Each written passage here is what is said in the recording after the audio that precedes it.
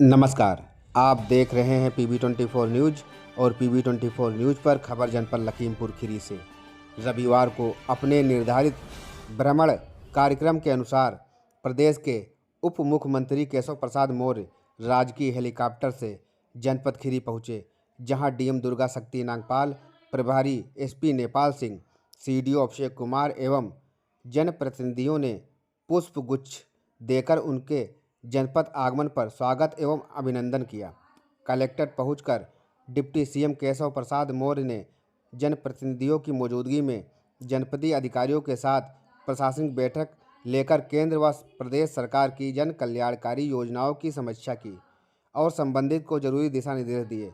बैठक में मुख्य रूप से भाजपा के क्षेत्रीय अध्यक्ष कमलेश मिश्रा, भाजपा जिला अध्यक्ष सुनील सिंह, विधायक लोकेंद्र प्रताप सिंह, योगेश वर्मा, मंजू त्यागी, सौरभ सिंह, सोनू, अमन गिरी, शशांक वर्मा, विनोद शंकर अवस्थी, डीएम दुर्गा शक्ति नागपाल, सीडीओ अभिषेक कुमार, प्रभारी एसपी नेपाल सिंह सहित सभी जिला स्तरीय अधिकारी मौजूद रहे। बैठक की अध्यक्षता करते हुए डिप्टी सीएम केशव प्रसाद मौर्य ने डीएफओ संजय विशाल को निर्देश दिए कि मानव वन जीव संघर्ष को रोकने हेतु कार्य योजना बनाकर शासन को भेजें। साथ ही जागरूकता अभियान चलाकर तैयार एक्शन प्लान पर काम किया जाए। डिप्टी सीएम ने कहा कि किसानों के नलकूप कनेक्शन के बिल को सरकार अदा करेगी। इसके लिए सरकार द्वारा बजट प्रोविजन किया गया है। इसका व्यापक स्तर पर प्रचार कराने की बात कही। निर्देश दिए कि नलकूप के बिजली बिल माफ़ कराने हेतु कार्रवाई सुनिश्चित की जाए। उन्होंने विभागीय अफसर से नलकूप कनेक्शन की स्थिति भी जानी। सरकार आम जनमानस को विद्युत की आपूर्ति सुनिश्चित कर रही है। निर्देश दिए कि प्रत्येक सब स्टेशन के अलग अलग गांव के 10-10 घरों के विद्युत बिल को क्रॉस चेक करवाएं। सुनिश्चित कराएं कि उपभोक्ताओं का शोषण ना हो।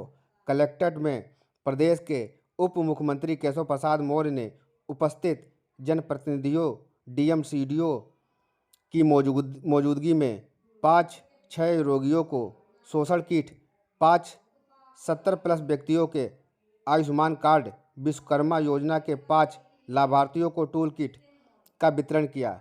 यंत्र वितरण कार्यक्रम में पूर्व में निकाली गई लॉटरी में चयनित 5 लाभार्थियों को प्रमाण पत्र का वितरण किया गया।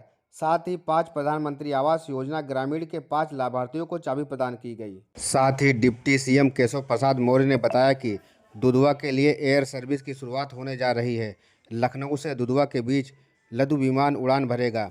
बताया कि प्रदेश सरकार पर्यटन को बढ़ावा देने के लिए सभी प्रमुख इको पर्यटन स्थलों को सड़क, रेल व हवाई मार्ग से जोड़ने की वकायद में जुटी हुई है। इसी कड़ी में जिले के दुधवा नेशनल पार्क के पर्यटन विकास दृष्टि से हवाई सेवा शुरू होने जा रही है, जो जिले के लिए एक बड़ी सौगात है। इस सेवा के शुरू होने से पर्यटकों को सुविधा होने के साथ साथ उनकी संख्या भी बढ़ेगी। ये मेरे दोस्तों, आज गिराना नहीं यार, ऐसे खड़े खड़े बता दें। सबसे पहले तो विशेष तौर से लखीमपुर खीरी की जनता को और आसपास के जनपद के लोगों को कल से यहाँ पर हवाई सेवा की शुरुआत होने जा रही है, उसकी बधाई देता हूँ। और आप लोग जो लगातार अखबार में छापते रहे हैं, लोगों को पढ़ने को मिलता रहा है कि हवाई चप्पल पहनने वाला भी हवाई जहाज में बैठेगा, उसकी शुरुआत हो रही है। दूसरा जनपद के अंदर विकास कार्यों की गहराई से समीक्षा की गई है। अलग अलग विभागों के लिए अलग अलग निर्देश दिए गए हैं। डिटेल सूचना यहाँ अभी सूचना अधिकारी के माध्यम से आपको प्राप्त होगी। लखीमपुर जिला विकास की दृष्टि से मॉडल बने, यह प्रयास है, क्योंकि यहाँ कृषि के क्षेत्र में सबसे अधिक काम हो रहा है और किसानों की समस्याएं, उनका समाधान, ये हमारी सरकार की प्राथमिकता है। महिलाओं की सशक्तिकरण की दृष्टि से हमारी सरकार लगातार कार्य कर रही है। 1,72,000 से अधिक प्रधानमंत्री और मुख्यमंत्री आवास जनपद को देने का काम हुआ।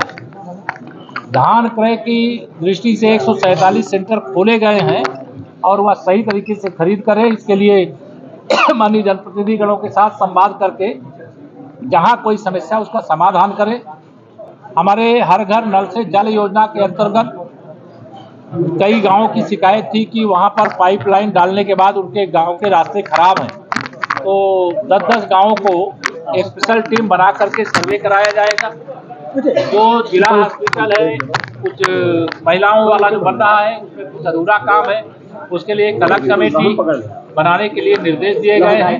मेरी ओर से इतना कहना है, बाकी डिटेल आपको सूचना अधिकारी देते हैं। सर ये संभल में 2 की मौत हो गई सर, बवाल हो गया संभल सर्वे को लेकर नहीं, देखिए मैं अभी क्योंकि बैठक में था, आपसे सुन रहा हूँ, लेकिन माननीय न्यायालय का कोई आदेश है तो सरकार उस आदेश का पालन कराती है और किसी को उस आदेश के पालन में बाधा नहीं डालनी चाहिए। अगर समाजवादी पार्टी चुनाव में हारने के बाद अगर अपने समर्थकों से कोई उपद्रव कराएगी तो उसको निश्चित तौर से इसका खामियाजा भुगतना पड़ेगा। शिक्षा और रोजगार के लिए आपकी सरकार क्या कदम उठा रही है?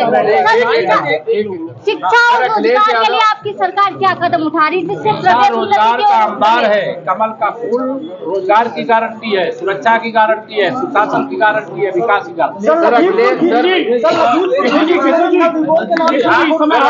कह रहे हैं कि प्रशासन दुशासन की तरह काम कर रहा है। देखिए, श्री अखिलेश यादव जी 27 का सत्ताधीश बनना चाह रहे हैं, लेकिन उनका सपना चकनाचूर हो गया। जनता ने जो गुब्बारा फूल गया था समाजवादी पार्टी का लोकसभा के चुनाव में, उसकी हवा उपचुनाव में निकाल दिया और उत्तर प्रदेश से लेकर के महाराष्ट्र तक भाजपा की आंधी चल रही है। समाजवादी पार्टी की साइकिल पंचर हो गई है। अखिलेश यादव जी उसमें बैठ करके सैफई जाएं, उसको गैराज में खड़ी करें। गुंडों के बल पर, अपराधियों के बल पर, माफियाओं के बल पर, दंगाइयों के बल पर, हत्यारों के बल पर राजनीति नहीं होती है और ऐसी राजनीति बीफ के लाइसेंस जो है खोल दिए गए हैं। बीफ के लाइसेंस अभी लखीमपुर में जारी हुआ है एक। नहीं, हमारे यहाँ बीफ का लाइसेंस न जारी हुआ था, न जारी होगा। जारी हुआ है। महिला वीडियो वायरल करके हो रही है। कोई अगर ऐसी कोई शिकायत महिला का साहस देखिए, वीडियो वायरल। कोई अगर शिकायत आएगी तो उसकी जांच करेंगे, कार्रवाई करेंगे। आप उससे निश्चिंत रहो। ये गोरक्षकों की सरकार है, यहाँ बीफ का कोई कारोबार करेगा ये संभव नहीं।